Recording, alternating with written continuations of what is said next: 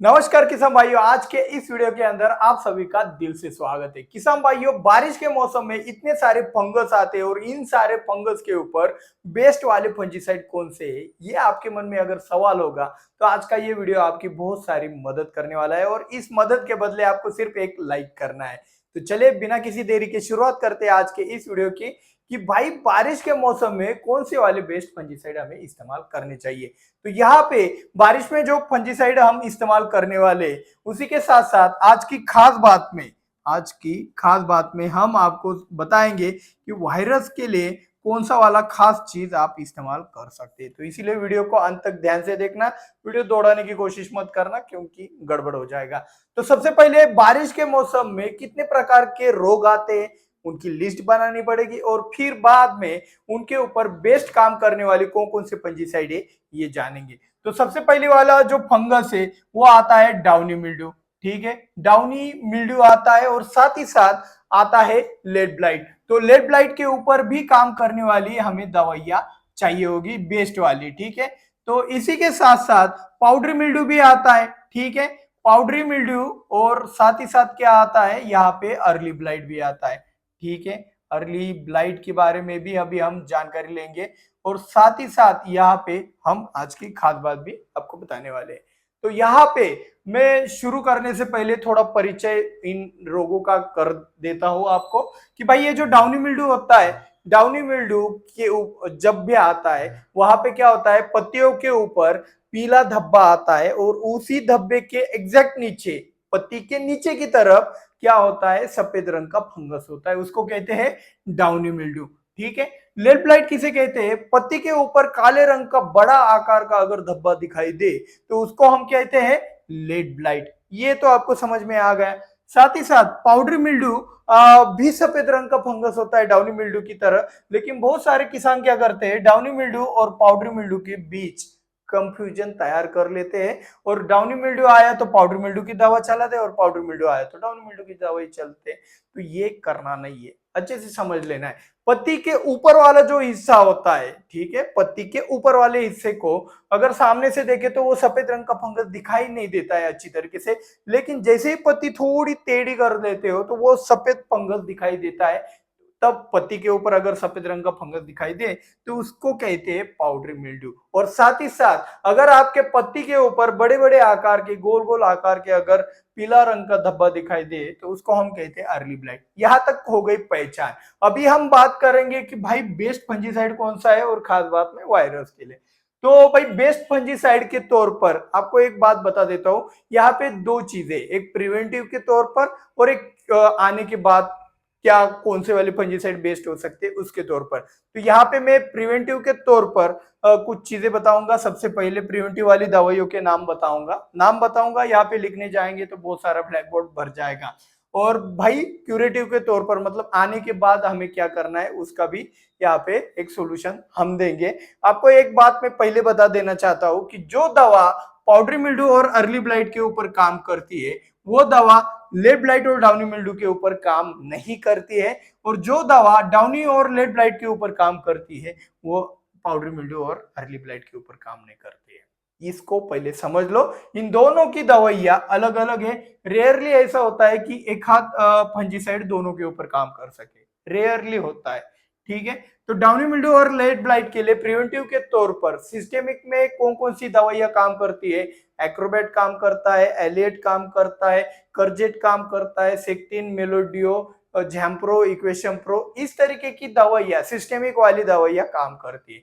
Contact में preventive के तौर पर कौन सी दवाइयां काम करती है आपके डाउनी मिल्ड्यू और लेड ब्लाइट के ऊपर, तो भाई आपका M45 हो गया, ब्लू कॉपर हो गया, कोसाइड हो गया, आपका कुमानिल हो गया, जिसमें झायरम आता है, जेडा 78 के नाम से भी आप जानते होंगे।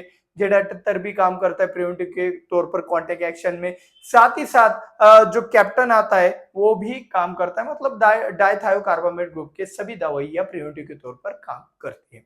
ये हो गया प्रिवेंटिव के तौर पर आपका डाउनी मिल्ड्यू और लेड ब्लाइट वाली दवाइयां। ठीक है, अगर आपको लगता है कि कोई चीज मिस हो गई, आप वीडियो को पीछे लेकर भी उन चीजों को सुन सकते हो। ठीक है, तो प्रिवेंटिव के तौर पर ये दवाइयां देख ली। अब जानते हैं कि भाई अभी मेरे फसल के अंदर डाउनी मिल्ड्यू और लेड ब्लाइट आ चुका है, ठीक है। अब ऐसे सिनारियो में क्या करना है, तो सिंपल वाली चीज है, अगर फ्लावरिंग नहीं है आने के बाद, अगर फ्लावरिंग नहीं है आपकी फसल में और डाउनी मिल्ड्यू और लीफ ब्लाइट का इंफेक्शन हो चुका है, तो सबसे पहले आपको टिल्ट प्लस ब्लू कॉपर का इस्तेमाल करना है। ठीक है, टिल्ट आप 20 ml 40 ml तक ले सकते हो 200 लीटर पानी के लिए, और ब्लू कॉपर 500 ग्राम 200 लीटर पानी के लिए। ठीक है, लेकिन फ्लावरिंग है, फ्लावरिंग आने के बाद आपका डाउनी मिल्ड्यू भी आ गया, लीफ ब्लाइट भी आ गया, और आपके मन में आ गया सवाल कि भाई फ्लावर ड्रॉपिंग भी ना हो और ये मुसीबत है ये भी टल जाए, तो ऐसे सिचुएशन में आप बोर्डेक्स मिक्सचर के साथ टिल्ट का स्प्रे कर सकते हो। तो इससे बच जाओगे आप। क्यूरेटिव के तौर पर भी बता दिया और प्रिवेंटिव के तौर पर भी बता दिया डाउनी मिल्ड्यू के बारे में और लीफ ब्लाइट के बारे में। अभी हम जानते हैं कि भाई पाउडरी मिल्ड्यू और अर्ली ब्लाइट आने के पहले कौन सी दवाइयों का इस्तेमाल करना चाहिए प्रिवेंटिव के तौर पर। ठीक है, तो प्रिवेंटिव के तौर पर, प्रिवेंटिव में आपको एक बात बता देता हूँ, ट्राइजोल ग्रुप की जितने भी फंजीसाइड है, ट्राइजोल ग्रुप मतलब क्या, जिस टेक्निकल के लास्ट में, जिस टेक्निकल के लास्ट में झोल आता है वो सभी ट्राइजोल ग्रुप से बिलोंग करती है। जैसे कि आपका हेक्साकोनाजोल हो गया, प्रोपिकोनाजोल हो गया, टेबुकोनाजोल हो गया, टेट्राकोनाजोल हो गया, तो ये सभी झोल ग्रुप के जो भी फंजीसाइड है, जिसे आप अलग अलग नाम से जानते हो, क्वांटाप हो गया, इंडेक्स हो गया, इंडेक्स भी ट्राइजोल ग्रुप से बिलोंग करता है, टिल्ट हो गया, स्कोर हो गया, आपका लूना हो गया, या फिर फॉलिक्योर हो गया, डोमार्क हो गया, ये जो दवाइयां है ये प्रिवेंटिव के तौर पर पाउडर मिल्ड्यू में चल जाती है। और साथ ही साथ अर्ली ब्लाइट के लिए भी ये दवाइयां काम करती है। मतलब यहाँ पे एक चीज मैं आपको अच्छी तरीके से समझा देना चाहता हूँ कि पाउडरी मिल्ड्यू और अर्ली ब्लाइट की दवा एक ही है।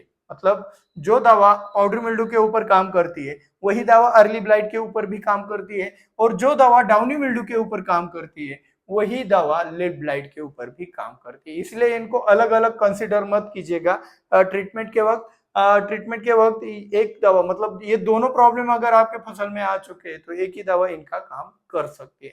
तो ये प्रिवेंटिव के तौर पर पाउडर मिल्ड्यू और अर्ली ब्लाइट का देख लिया। अब क्यूरेटिव के तौर पर क्या है, मतलब आ तो गया है भाई फंगस, अब इसको रोके कैसे। तो पहले हमने जिस तरीके से डाउनी मिल्ड्यू को पहले लॉक किया, लीफ ब्लाइट को लॉक किया टिल्ट टिल्ट के इस्तेमाल से, उसी तरीके से जो प्रोपिकोनाजोल टिल्ट है तो वो पाउडर मिल्ड्यू और अर्ली ब्लाइट के ऊपर तो काम करता ही करता है, लेकिन साथ में फंगस को लॉक करने की भी क्षमता रखता है। तो जैसे ही पाउडर मिल्ड्यू और अर्ली ब्लाइट का अटैक होता है आपको टिल्ट प्लस कुमानेल का स्प्रे निकाल लेना है। ठीक है, वो फ्लावरिंग में भी चलेगा और फ्लावरिंग से पहले भी चल जाता है। अब ये लॉक करने के बाद क्यूरेटिव के तौर पर हमें क्या क्या करना चाहिए, तो एक बात बता देता हूँ, पाउडर मिल्ड्यू का कंट्रोल हो रहा है नहीं हो रहा है कैसे पता चलता है। वो जो सफेद वाला फंगस है वो आपका ट्रीटमेंट सही हो तो वो काला बन जाता है, और अगर वो फिर से सफेद हो जाता है तो फिर से पाउडर मिल्ड्यू एक्टिवेट हो जाता है। इस तरीके से आप इसको पहचान सकते हो। ठीक है, तो कौन कौन से क्यूरेटिव एक्शन हम इस्तेमाल कर सकते हो, तो सबसे पहले और बढ़िया कॉन्टेक्ट एक्शन में काम करता है वो है सल्फर। सल्फर बढ़िया तरीके से काम करता है। फिर बाद में इस्तेमाल किया कर सकते हो आप पीबीसी। पीबीसी का फुल फॉर्म है पोटेशियम बाइकार्बोनेट। हम ज्यादातर sulphur 200 gram plus potassium bicarbonate 500 ग्राम 200 लीटर पानी के लिए छिड़काव के लिए इस्तेमाल करते हैं, जिससे पाउडरी मिल्ड्यू बहुत आसान तरीके से काम करता है। आप निसोडियम का भी इस्तेमाल कर सकते हो।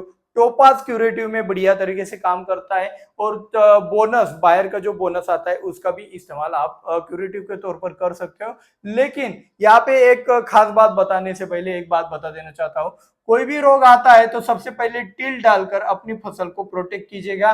पहले फसल को मतलब फंगस को लॉक कर दीजिएगा, फिर आपका जो भी ट्रीटमेंट है वो चालू कर दीजिएगा, जिससे आपका ज्यादा नुकसान नहीं होगा। अब खास बात बताने से पहले भाई वीडियो को लाइक कर दीजिएगा। 2000 लाइक का टारगेट है, अगर ये कंप्लीट होता है तो हर रोज वीडियो आपके लिए तैयार रहेगी।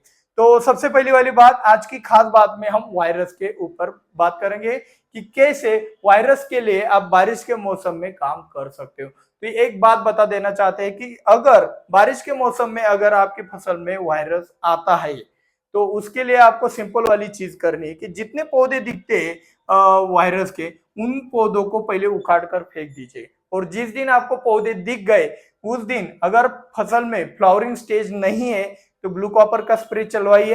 अगर फ्लावरिंग है और वायरस के पौधे आपको दिख गए तो सिंपल वाली चीज, वो पौधे निकाल कर अब बोल्डेक्स मिक्सचर का स्प्रेइंग कीजिए। बोल्डेक्स मिक्सचर ज्यादा पावरफुल नहीं भी दिए तो चलता है, कुछ फसल नाजुक होती है तो 0.25 0.25% वाला बोल्डेक्स मिक्सचर दीजिए। अभी ये बोल्डेक्स मिक्सचर बनाना कैसा है, ये कला सीखनी है तो भाई ये वाले वीडियो के ऊपर क्लिक करके देख लीजिएगा। मिलते हैं अगले वीडियो में। जय जवान जय किसान।